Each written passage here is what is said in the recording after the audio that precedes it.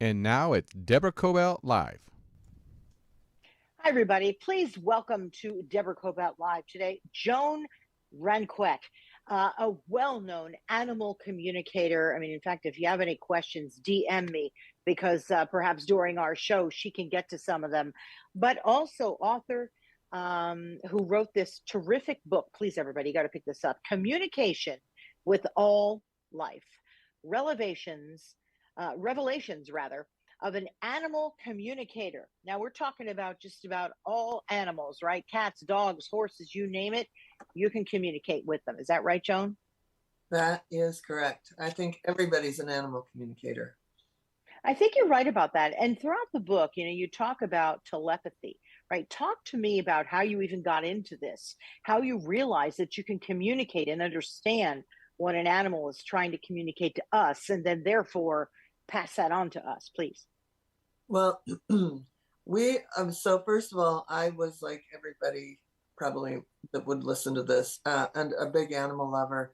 And I had used animal communication. I had used an animal communicator to connect up me with one of my beloved horses. And every time she came and communicated, I felt so much closer. And I wanted to find a way that I didn't need this middle person, right? Like I felt like I want to feel this all the time. And so part of it, I think, in the end is, when we're really heard, we feel healed in a lot of ways. So I think animal communication can be very healing because our animals get to be heard for the very first time in a way that they don't every day until you become aware that you could do this too. So what I do as an animal communicator is I use telepathy, which is a transference of pictures, words, and feelings. And that is something that we're doing all the time. So have you ever walked into a room and felt like a dog was really sad? Yeah, all the time. I have a dog. We have many animals, and I feel like I can pick up on what they're thinking. Sure. Yeah. So we're always doing it, but we second guess it because we're not professionals, or, Right. we think, or other people don't even know it exists. So you go to a dinner and say, my dog is really sad. And somebody might look at you and say, how would you even know that? But it's to us, it's normal. It's normal, right? But Yeah. when you start to get quiet and you start to get neutral, you can you can begin the process of communicating. So you can start to get a little more than the feelings. You can start to get words, you can start to get pictures. And we're always in communication. We're always broadcasting our thoughts and feelings, and they're always broadcasting to us. It's just that it's like two channels that are missing. Does that make sense? Absolutely. So, talk to me about the specifics, right? How could I, for example, pick up on the emotions of my animal? I'm going to give you an example. We talked on the phone, you and I, Yeah. earlier. I have a dog. Again, as I said, we have many animals, but let's talk right now about my dog, Leo. Very often, late at night, when we're maybe reading on the couch or perhaps watching a program, he will start to go nuts. Clearly, he wants our attention. And he's like, and he just sort of won't stop. Right. And I'm thinking, unless I pet him the whole evening. And clearly, it's almost like having a toddler, right? I've given in to that behavior. And a second one is when he goes for walks. Now, he's a rescue, by the way. When he goes for walks and sees other dogs, he's not particularly friendly. He just wants to go after them. He's a little dog. So I'm trying to understand what's going on. I figured he had trauma in his life and when he was before he came to us. But I also don't know how to quite help him with that. Does that make sense? Yeah. So one of the things I talk about in a couple of my books is the idea of being the emotional leader. And sometimes when dogs are walking down the street with their person and they don't, and maybe I'm not saying you're doing this, but a lot of times people could be on their phone or thinking about their Right. day. And the dog doesn't necessarily feel safe. And what is common is to think, oh, my dog's protecting me. But the truth is the dog is protecting themselves because they sense that their person's a little bit checked out.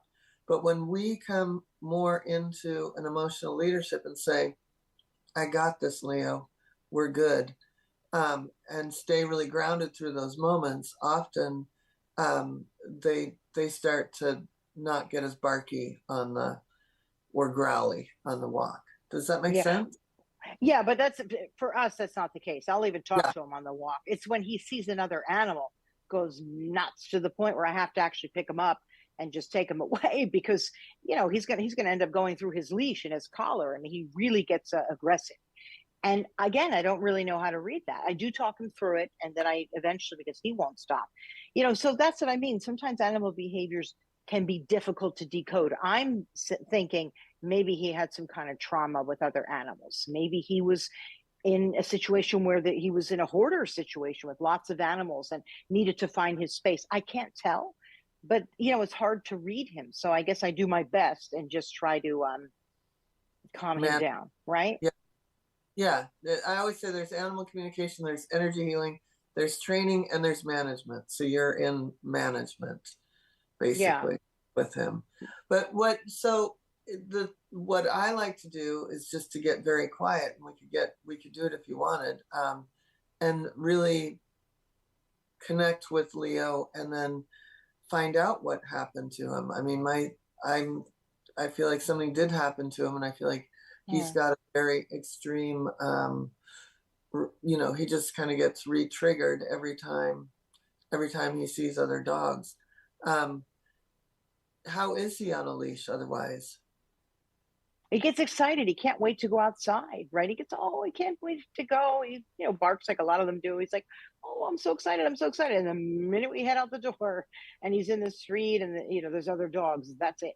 He wants to go after them. And then he almost shakes.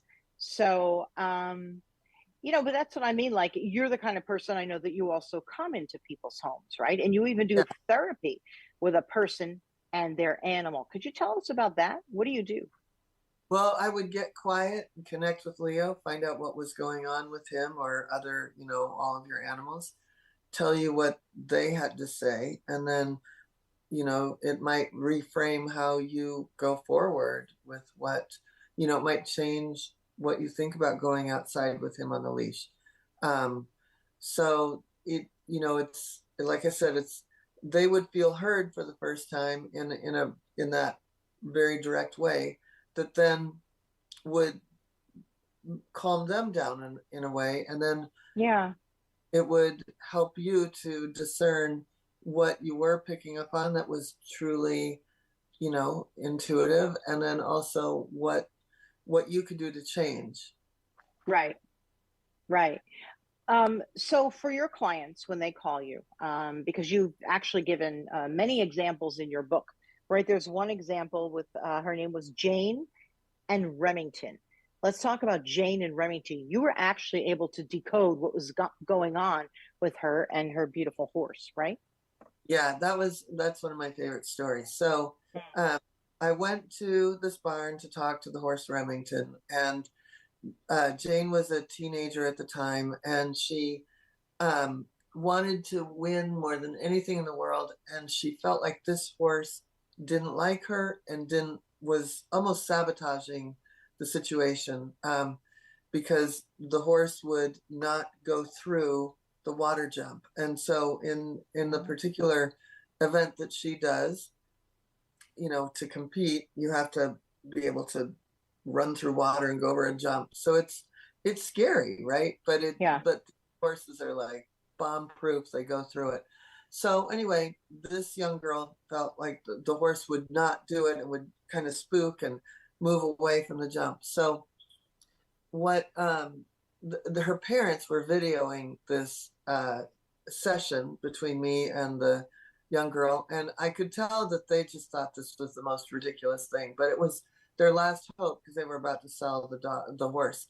So as I was going on, so I communicated with Remington, and I found out that what happened when they would come to the jump is the girl was so afraid that the horse was going to spook, that the horse just automatically spooked and would run to the side. And so the horse told me about a very specific event where it happened for the first time, and that from then on it just kept doing it that way. So when I shared the event, the specific event, the parents, they dropped the camera and they're like, "You're kidding me," because they remembered exactly the event I was speaking about. And Wow. so from there we reconstructed, like, how could you, because again, we pick up on the pictures, words, and feelings. So if Jane was afraid going into the jump, Remington wasn't going to, didn't want to take her through the jump, didn't know what to do, but wasn't going to take her through the jump. So the parents and Jane worked tirelessly on visualizing going through the jump beautifully. They built a little water jump, so she practiced it every day, and finally she won. She got through it every time and won many, many things. So it was really, and I think about like being 16 or 17 and maybe not, I mean, she's a beautiful young girl. She's actually just about to get married, but it was a million years ago. But if you think about how important it is, these relationships for all of us, but particularly young people, to feel like they've accomplished something and they're that connected. It really meant a lot to me that they listened, that the parents listened and didn't just get her a new horse, that it was a really profound moment for her to connect on a deeper level. Do animals have the same range, if you will, of emotions that we do? Obviously, sad and happy. You also talk about ADD, right? I mean, what is it that they have that we can better understand so that we can better communicate with our own animals? I always say that animals have the superpower of instinct and we have the superpower of logic. So sometimes our logic doesn't work with their instinct, right? Like what your dog is doing is not, it logically doesn't make sense because you've given it a safe home. Leo has a perfect life. He's got siblings. He's got a beautiful home, but his instinct is still to protect himself once he gets outside. So when we step away from our logic of it and move into his instinct, then we would start to create more of a safe environment outside, no matter what. Does that make sense? Right. Oh, absolutely. Absolutely. As you said earlier, we have to get quiet, right? So yeah. take me through the steps on how you help your clients better understand their animals, be it a cat, be it a dog, a horse, or any other animal that they're trying to better communicate with. Like if you came to my home, forget Leo right now, but any animal that I would have, how do you go through the process? Do you first meet with the animal alone, or how do you do that? I get I find out the name and the age and how long you've had the animal and who else lives in the household. And then I just get very quiet. But if it's something and I teach, I have a school for people to learn animal communication and to even become an animal communicator.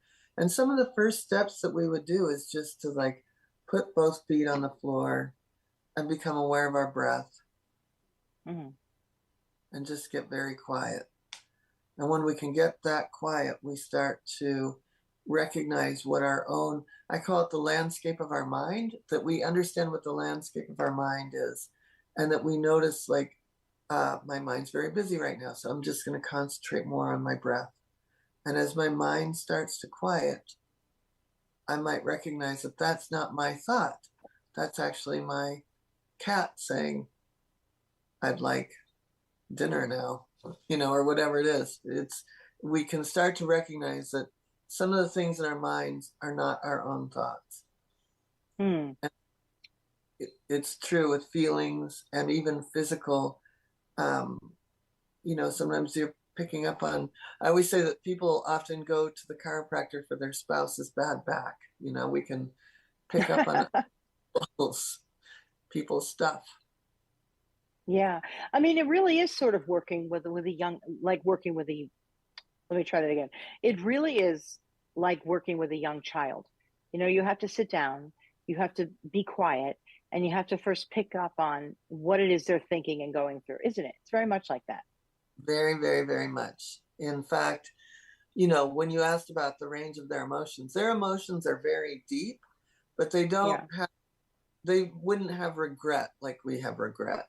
They wouldn't have certain things. Their emotions are very not simple, but they're simple and pure and deep. So they have grief. They have, you know, they can have anxiety. They can have fear. They can love deeply. Um, but it isn't, they don't, the nuances they don't have. But the Mm. ADD, they're, you know, sometimes just the attention stuff can be from either lack of stimulation or even their diet. So some of those things are very, you know, you can shift your household, change their diet, work on some activities that let them focus, and then they aren't so all over the place. You know, in your book, you have a picture of the most adorable dog, honestly, Dusty. And I just looked at his picture as I was turning the page. And I thought, I know what this story is about. And it was about a dog who was on death row, if you will. And it broke my heart just to look at his face because his eyes told everything. Can you talk to us a little bit about Dusty? Because I can't stop thinking about that little guy. And by the way, people, he was okay. He got adopted. So I just want you to know that now so you don't all get sad. But would you talk about Dusty a little bit? Yeah, Dusty had ended up in death row because had he had bitten three people, and it was a three strikes you're out county. Oh, right. And so, but it's very interesting. Again, animal communication really got us to this point.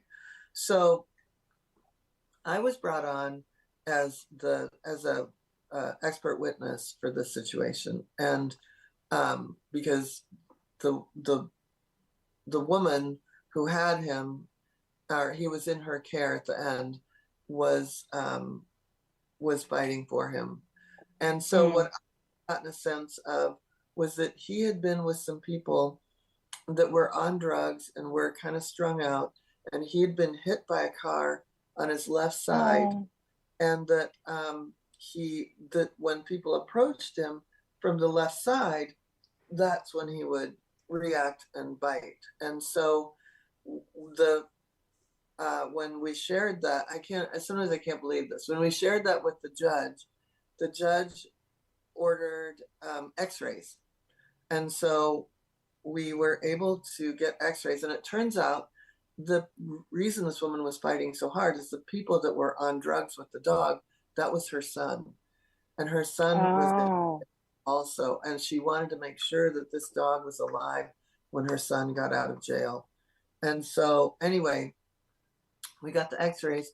You could see the where the dog had been impacted by the car, and they did chiropractic, massage. They did all sorts of things, and so the dog got to go home with the mother of the son, and he recovered so well that he even got his own little dog walker in the neighborhood. A young boy would come and walk him, and that was like unheard of before because he was so reactive. So we oh. all of this, you know, the animal communication, the medical intuition, it just unwound this whole story that really had an amazing ending. Do you think that we should be engaging with wild animals, such as like a gorilla trek, right? That's something that I have always wanted to do. And one of my sons said, no, we shouldn't because we really should leave them as they are in their own environment. What do you think about that? Well, I just went on a gorilla trek, and You did. yeah, and I'm taking people again I take people on wildlife trips, and I'm taking people not this November, but next November to Rwanda. So, you know, a lot of these governments, Uganda is where I went before, and I want to do Rwanda. have only X amount of permits allowed. And they are very, very, like at one point, they're very careful about the gorillas. At one point, my camera wasn't working and I sat down on this log, and this one gorilla sat probably 5 feet from me on to the right of me. And I'm just playing with my camera. I'm not even realizing that she's right there. And then another gorilla sat about 3 feet from me because they wanted to see what I was playing with, right? Yeah, And yeah. one of the trekker, the heads of the trek came up to me and said, "Ma'am, you're too close." And I'm like, "I was here first," but I got up, of course. But so I feel like, on the one hand, I hear what your son is saying, but I just got back from India, and the same thing. They have only X amount of permits to go in and see the tigers. So it's not like the Masai Mara, where everybody's driving around and there's a million buses and, oh, here's some Right. lions.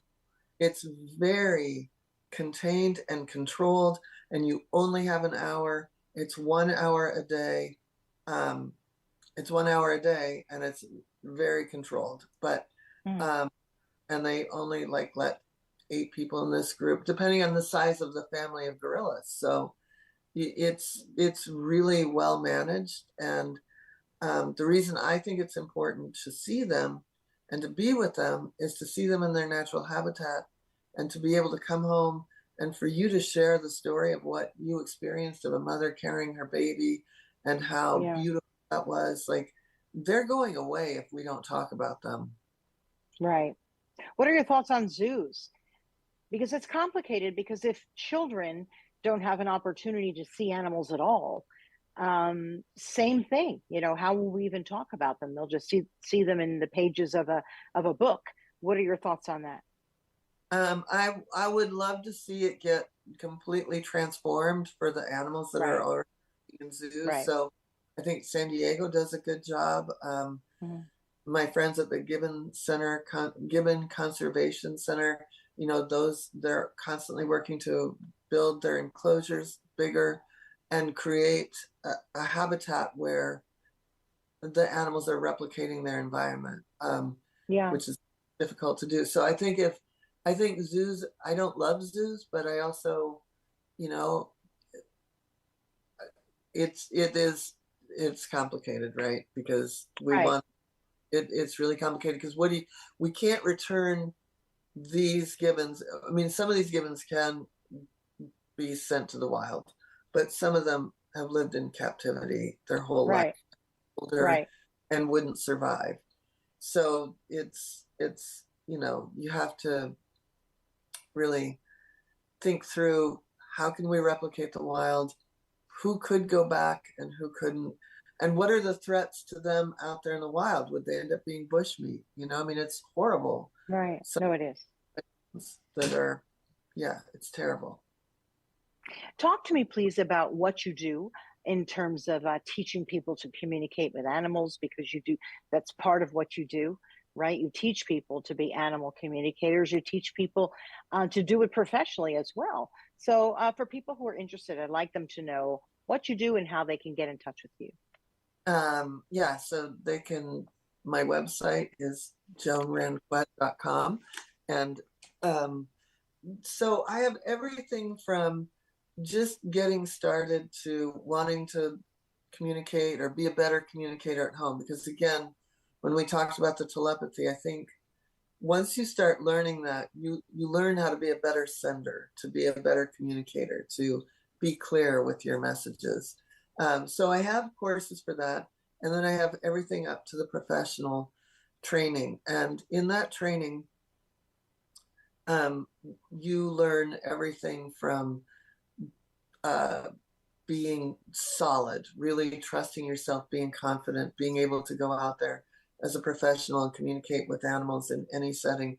But also we have a lot of other tools. We have some energy techniques like EFT, emotional freedom technique tapping, where you're tapping on the human and then the animal to help them release traumas, bad experiences.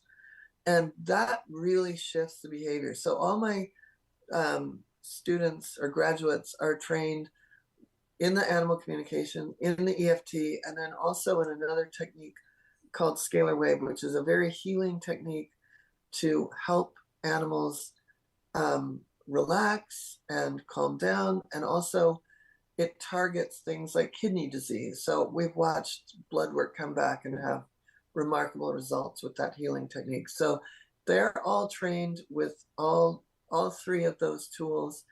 And also they have a professional way about them that I think is amazing. So it's a fun school. I love my students. I love my teachers.